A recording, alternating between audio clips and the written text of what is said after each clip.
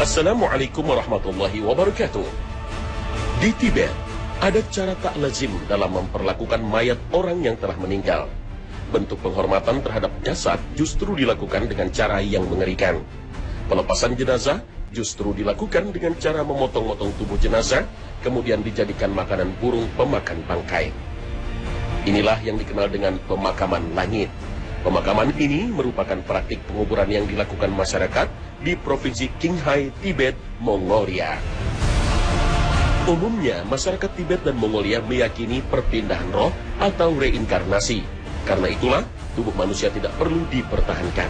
Layaknya sebuah bejana kosong, sehingga mereka menghilangkannya melalui pemakaman langit.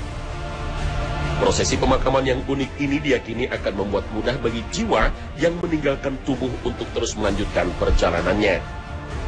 Kemudian bagian tubuh yang tersisa akan diletakkan di menara keheningan selama 1 tahun. Ketika nantinya hanya tinggal tulang yang tersisa, maka tulang-tulang itu juga akan dipecah-pecahkan dengan palu dan ditumbuk sampai halus untuk dijadikan makanan bagi burung yang lebih kecil seperti gagak dan elang. Pemakaman ini juga diyakini berfungsi untuk membuang sisa tubuh manusia melalui kebaikan, dengan cara menjadikannya sebagai santapan burung pemakan bangkai. Lain halnya di kota Palermo, Italia, sebuah biara yang bernama Capuchin Catacombs atau Catacombe dei Cappuccini menyajikan pemandangan yang menyeramkan. Mayat-mayat manusia yang sudah mengering tersusun rapi di dinding-dinding ruangan dan lorong-lorong biara. Pada tahun 1599, seorang pendeta yang bernama Capuchin menemukan bahwa katakombs mengandung bahan pengawet misterius yang membuat pembalseman pada jasad yang mati. Sebagai hasilnya, sekitar 8.000 jasad dari segala kalangan dipilih untuk dikuburkan di sini. Penyimpanan mayat di biara ini terus berlanjut hingga tahun 1920. Mayat terakhir yang tersimpan di tempat yang menyeramkan ini adalah mayat seorang anak balita bernama Rosalia Lombardo. Masih banyak lagi beragam cara memperlakukan mayat demi mempermudah perjalanan roh mayit. Berbagai keyakinan tentang perjalanan roh setelah mati telah memunculkan aneka ragam orang memperlakukan mayat. Namun semuanya bertujuan untuk memuliakan orang yang telah mati.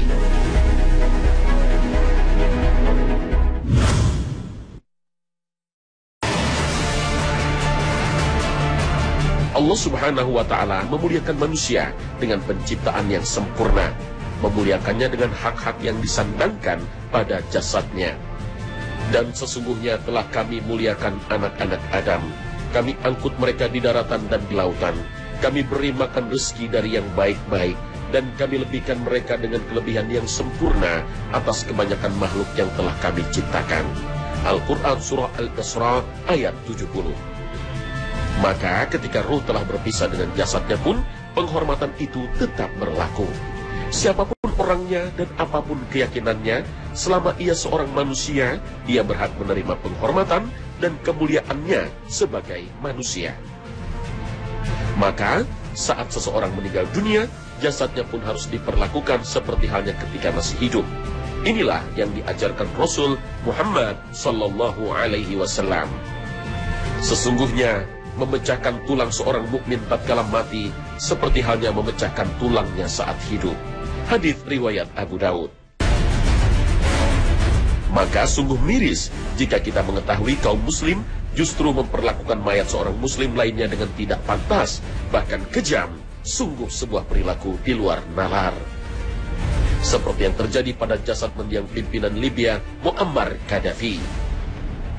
Saat Gaddafi meninggal, jasadnya seperti dipermalukan oleh para pemberontak NTC. Dengan tubuh yang nyaris telanjang, mayat Gaddafi ditaruh di lemari pendingin dan dipertontonkan selama 5 hari hingga membusuk. Orang-orang termasuk anak-anak kecil antri untuk melihat mayatnya dengan memakai masker agar tak mencium bau busuk. Anehnya, beberapa aktivis Islam tidak peduli dengan fenomena yang sangat menyayat hati ini. Maka tidak pantas jasad manusia dipermain-mainkan, misalnya jadi bahan tontonan atau dijadikan makanan burung hanya karena yang meninggal itu orang jahat atau kafir. Lihatlah bagaimana Rasul Shallallahu Alaihi Wasallam mengajarkan pada kita bagaimana memperlakukan jasad manusia, bahkan sekalipun itu adalah jasad seorang non-muslim. Hal ini dituturkan oleh Jabir bin Abdullah radhiyallahu anhu.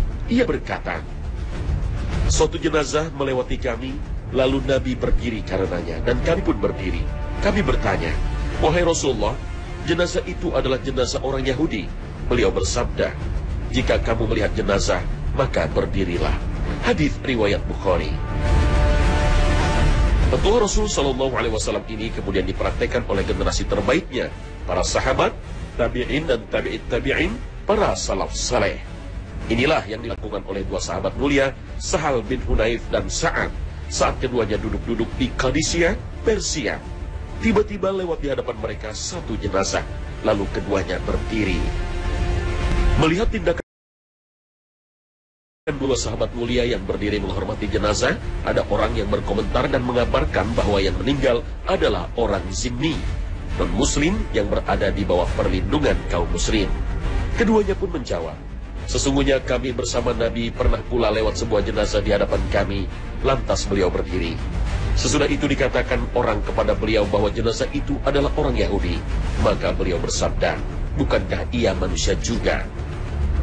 Rasul mengajarkan pada kita agar menghormati mayat manusia tanpa membeda-bedakan ras dan suku, bahkan keyakinannya. Selama ia seorang manusia, maka ia berhak mendapatkan perlakuan yang serupa. Imam Muslim bahkan meriwayatkan sabda Rasul Shallallahu Alaihi Wasallam, apabila kalian melihat iringan jenazah, maka berdirilah menghormatinya sampai iringan jenazah itu lewat meninggalkan kalian atau sampai diletakkan dalam kubur.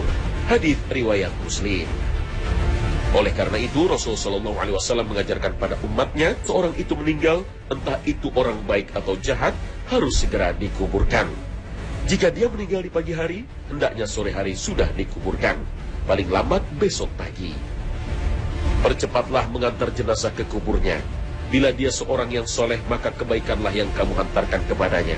Dan bila kebalikannya, maka sesuatu keburukan yang kamu tanggalkan dari beban lehermu. Hadis riwayat Bukhari.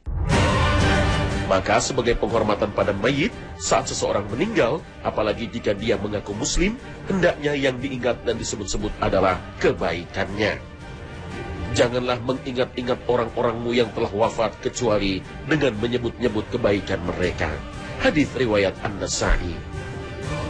Sebaliknya, Rasul mengingatkan agar kita tidak mencaci maki orang yang sudah meninggal, karena itu menunjukkan buruknya akhlak. Rasulullah bersabda, janganlah kamu mencaci maki orang-orang yang telah meninggal dunia, karena sesungguhnya mereka telah sampai pada apa yang mereka dahulukan. Amalkan, baik atau buruk. Hadis riwayat Bukhari. Karena jika caci maki itu dilakukan pada mayit, dalam riwayat Tirmizi ditegaskan, dengan begitu kamu menyakiti orang-orang yang masih hidup. Sayangnya tak sedikit perilaku demikian ini sering kita jumpai di sekitar kita.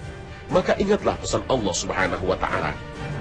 Hai orang-orang yang beriman, janganlah sekumpulan orang laki-laki merendahkan kumpulan yang lain. Boleh jadi yang ditertawakan itu lebih baik dari mereka. Dan jangan pula sekumpulan perempuan merendahkan kumpulan lainnya. Boleh jadi yang direndahkan itu lebih baik. Dan janganlah suka mencela dirimu sendiri, dan jangan memanggil dengan gelaran yang mengandung ejekan. Seburuk-buruk panggilan adalah panggilan yang buruk sesudah iman. Dan barang siapa yang tidak bertobat, maka mereka itulah orang-orang yang zalim. Hai orang-orang yang beriman, jauhilah kebanyakan purba sangka, kecurigaan, karena sebagian dari purba sangka itu dosa. Dan janganlah mencari-cari keburukan orang, dan janganlah menggunjingkan satu sama lain. Adakah seorang di antara kamu yang suka memakan daging saudaranya yang sudah mati? Maka tentulah kamu merasa jijik kepadanya. Dan bertakwalah kepada Allah. Sesungguhnya Allah Maha Penerima Taubat, lagi Maha Penyayang.